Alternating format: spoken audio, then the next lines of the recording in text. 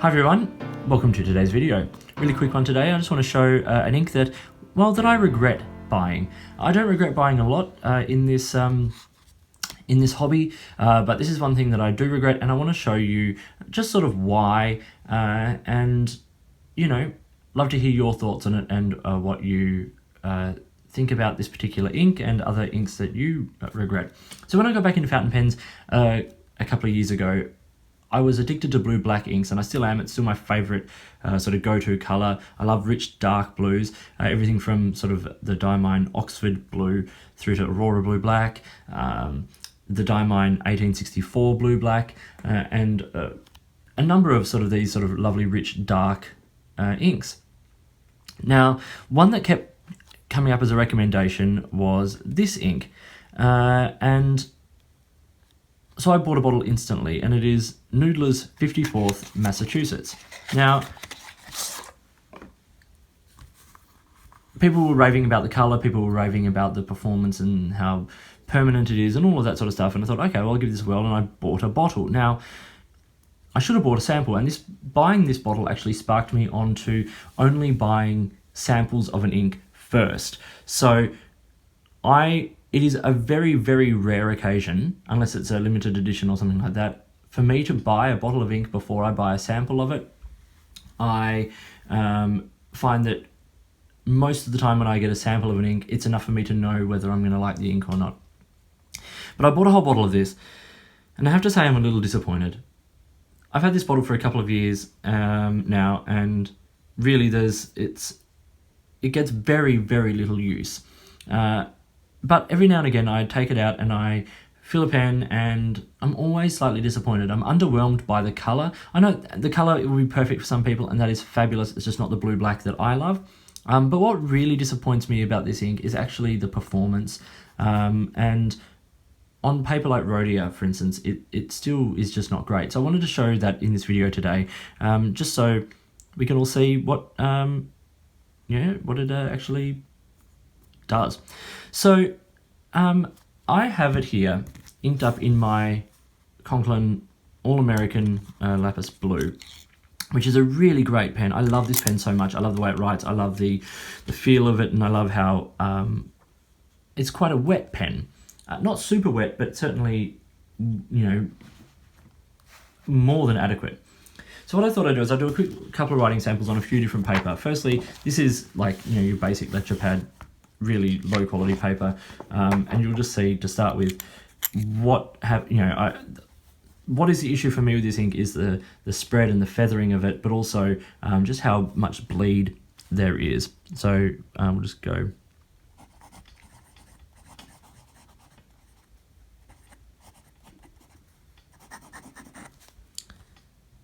So you can see that obviously on this paper a lot of ink is going to feather, but there's a lot of feathering on this from this ink. It absorbs very quickly into the paper, and as you can see, it really does just sort of eat through. And even there are spots, I don't know how well the camera's picking them up, but there are spots where it's actually come through onto the next page.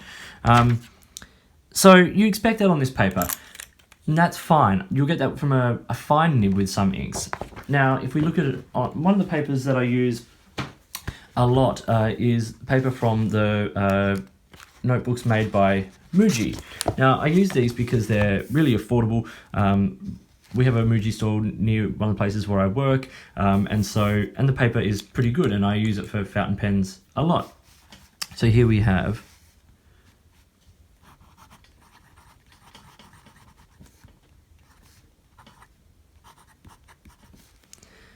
now, you can already see there the spread.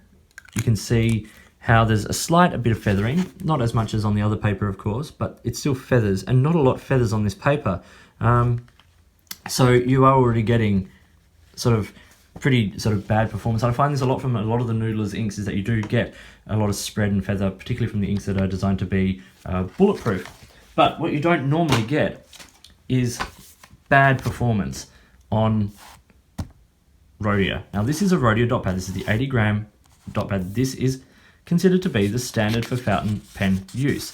It's got a nice sort of coating, and it's well behaved paper. this is what we review inks on, this is what we review pens with, this is the standard. So if I just do, once again,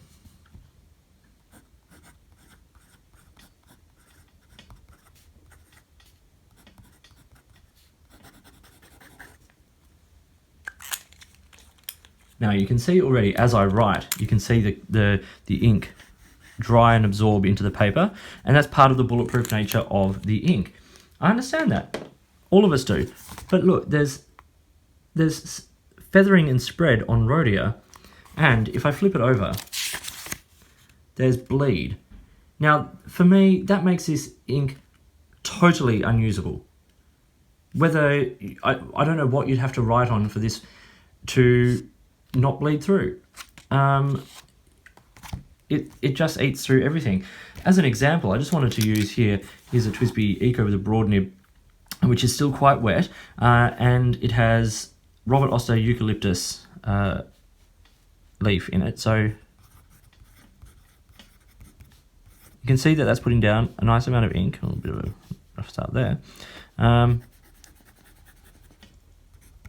yes, this ink is not permanent, but as an example of how ink normally performs on this paper, yes, that's still drying. It's a nice wet pen, but there is no bleed there whatsoever. A little bit of ghosting, of course, but no bleed. It's not coming through. I wanted to do a funny little test here just to see, what happens. And I have here a sample of from Finesse Pen of Noodler's Bay State Blue. Now, this is a notorious ink. We all know this ink. Whenever I do paper reviews, I always try and use this ink because if anything's sort of going to eat through, this does. So just because I don't want to necessarily have to ink up a pen with it, I have the Robert Oster James Finesse Serendipity, which is their collaborated dip pen with a fountain pen feed. Now this has a broad nib on it, it writes wet, so I'm just going to dip that, carefully place my sample over on the side, and see what we get.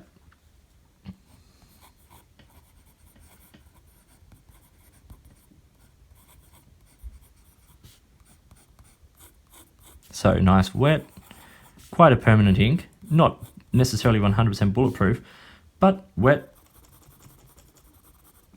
And yeah, so in a second, we'll give that a second to dry, and I'll just place this over on the side here. So that's Bay State Blue. Now there is, I'll just take this page, turn this page around.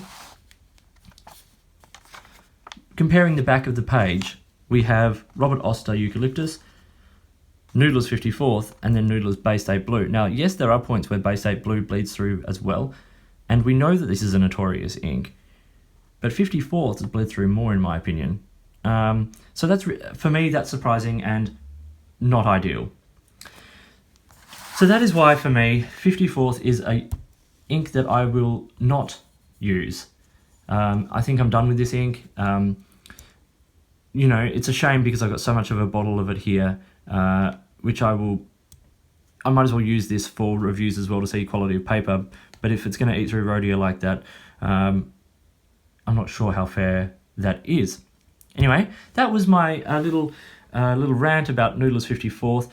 Also, the colour of mine just doesn't match what I see in other images of the ink either. It's a sort of washed out sort of colour. So I don't know if there's something to do with this particular batch or what, but anyway, I'd love to hear your thoughts. I hope you found this video interesting. If you did, please give it a thumbs up and subscribe to the channel. Hit the notifications button if you want to stay up to date with the videos that I produce. Please feel free to get in touch via any of the platforms listed below, and you can find me on Instagram at _offstage_me. And yeah, just get in touch, and if you've got products or questions or, as I said, your own thoughts on inks like this, let me know. In the meantime, enjoy your pens, enjoy writing, and I'll talk to you later.